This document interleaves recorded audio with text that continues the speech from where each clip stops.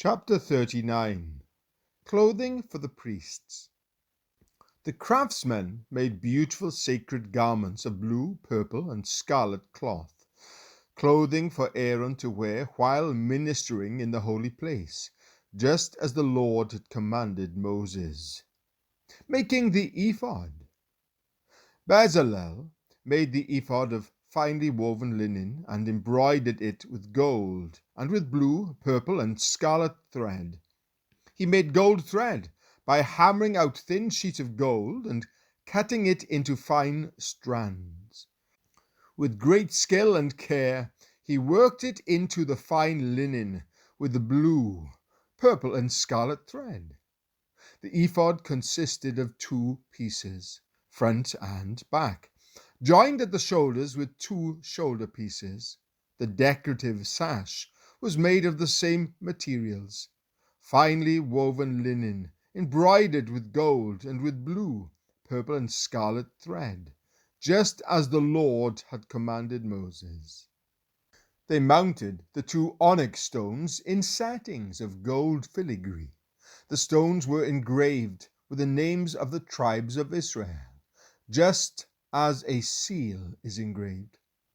He fastened these stones on the shoulder pieces of the ephod as a reminder that the priest represents the people of Israel. All this was done just as the Lord had commanded Moses. Making the chest piece. Bezalel made the chest piece with great skill and care. He made it to match the ephod, using finely woven linen embroidered with gold and with blue, purple, and scarlet thread. He made the chest piece of a single piece of cloth, folded to form a pouch 9 inches square. They mounted 4 rows of gemstones on it. The first row contained a red carnelian, a pale green peridot, and an emerald. The second row contained a turquoise, a blue lapis lazuli, and a white moonstone. The third row contained an orange jacinth, an agate, and a purple amethyst. The fourth row contained a blue-green beryl, an onyx, and a green jasper. All these stones were set in gold filigree. Each stone represented one of the 12 sons of Israel, and the name of that tribe was engraved on it like a seal. To attach the chest piece to the ephod, they made braided cords of pure gold thread. They also made 2 settings of gold filigree and 2 gold rings and attached them to the top corners of the chest piece. They tied the 2 gold cords to the rings on the chest piece. They tied the other ends of the cords to the gold settings on the shoulder pieces of the ephod. Then they made 2 more gold rings and attached them to the inside edges of the chest piece next to the ephod. Then they made 2 more gold rings and attached them to the front of the ephod below the shoulder pieces, just above the knot where the decorative sash was fastened to the ephod. They attached the bottom rings of the chest piece to the rings on the ephod with blue cords. In this way, the chest piece was held securely to the ephod above the decorative sash. All this was done just as the Lord had commanded Moses.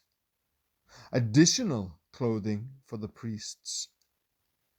Bezalel made the robe that is worn with the ephod from a single piece of blue woven cloth, with an opening for Aaron's head in the middle of it.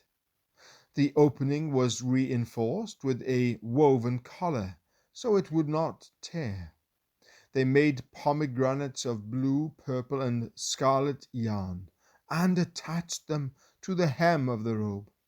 They also made bells of pure gold and placed them between the pomegranates along the hem of the robe, with bells and pomegranates alternating all around the hem. This robe was to be worn whenever the priest ministered before the Lord, just as the Lord had commanded Moses. They made tunics for Aaron and his sons from fine linen cloth. The turban and the special head coverings were made of fine linen, and the undergarments were also made of finely woven linen. The sashes were made of finely woven linen and embroidered with blue, purple, and scarlet thread, just as the Lord had commanded Moses. Finally, they made the sacred medallion, the badge of holiness, of pure gold. They engraved it like a seal with these words, "Holy to the Lord."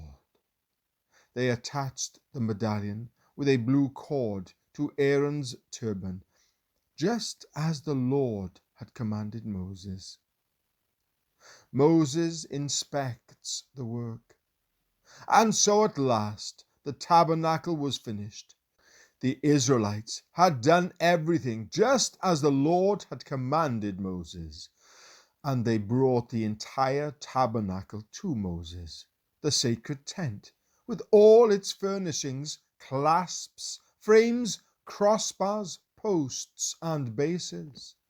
The tent coverings of tanned ram skins and fine goat skin leather, and the inner curtain to shield the ark of the covenant and its carrying poles, the ark's cover, the place of atonement, the table and all its utensils, the bread of the presence, the pure gold lampstand with its symmetrical lamp cups, all its accessories, and the olive oil for lighting, the gold altar, the anointing oil and fragrant incense, the curtain for the entrance of the sacred tent, the bronze altar, the bronze grating and its carrying poles and utensils, the wash basin with its stand, the curtains for the walls of the courtyard,